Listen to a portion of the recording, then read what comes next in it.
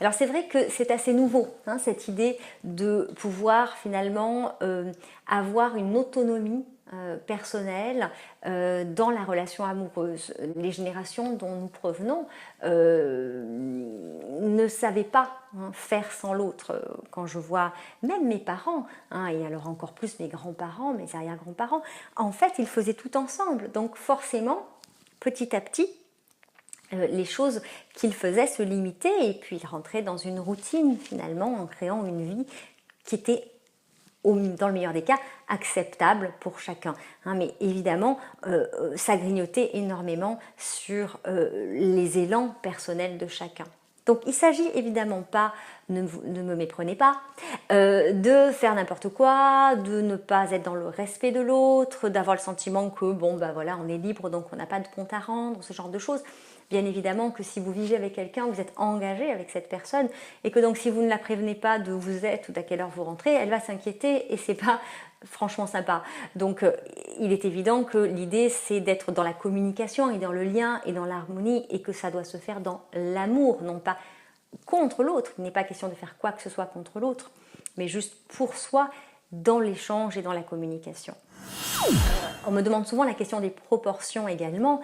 Eh bien, si vous vous êtes engagé avec quelqu'un, c'est que, a priori, vous l'aimez, si vous êtes toujours avec cette personne en tout cas, sinon peut-être qu'il faut que vous veniez me voir pour qu'on fasse le point, mais si vous êtes avec cette personne, vous êtes engagé avec elle, donc a priori vous avez envie de partager beaucoup de choses avec elle et de passer un max de temps avec elle, donc l'idée n'est pas évidemment de vous échapper tous les 4 matins et de jamais être là, parce que sinon le couple est un non-sens et il n'y a plus véritablement d'ailleurs de couple, mais peut-être qu'un tiers de votre temps peut être consacré à effectivement des choses que vous n'allez pas partager avec lui ou elle. 2 tiers vont peut-être être effectivement à l'intérieur de cette relation pour être vécu, et puis peut-être qu'un tiers va pouvoir être vécu avec d'autres ou seul. Donc dans ce tiers, j'intègre à la fois les temps pour soi, vraiment seul.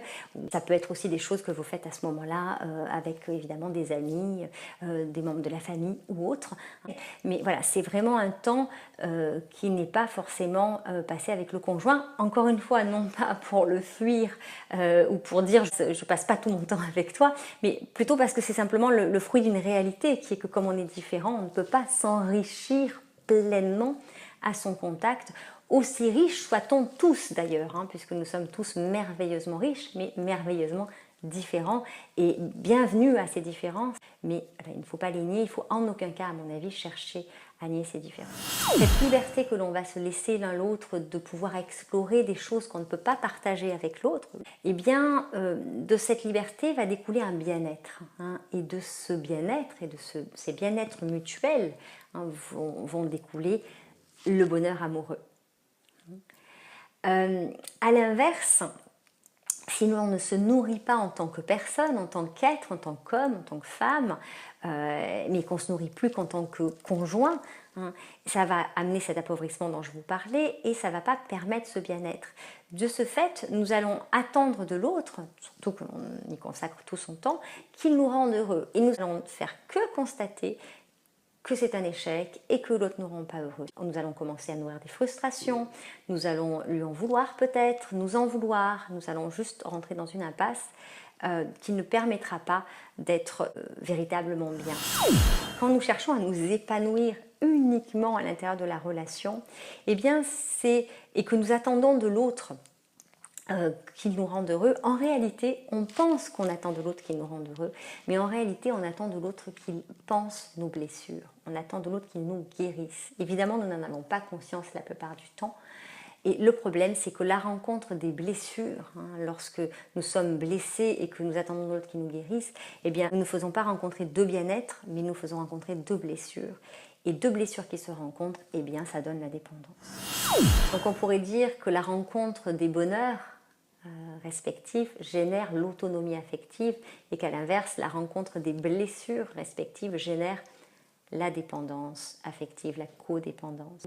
La rencontre de 2 personnes responsables de leur propre bien-être va créer une relation empreinte de liberté, de respect, de créativité, avec, comme je l'ai dit, une zone de partage et des zones de non-partage.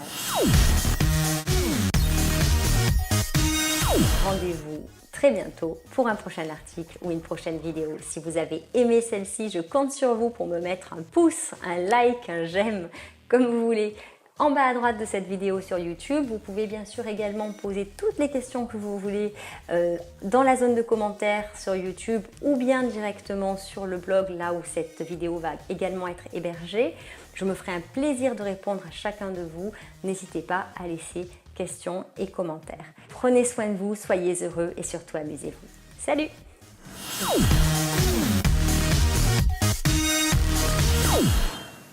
Donc, tu as été sage pendant la vidéo? Merci.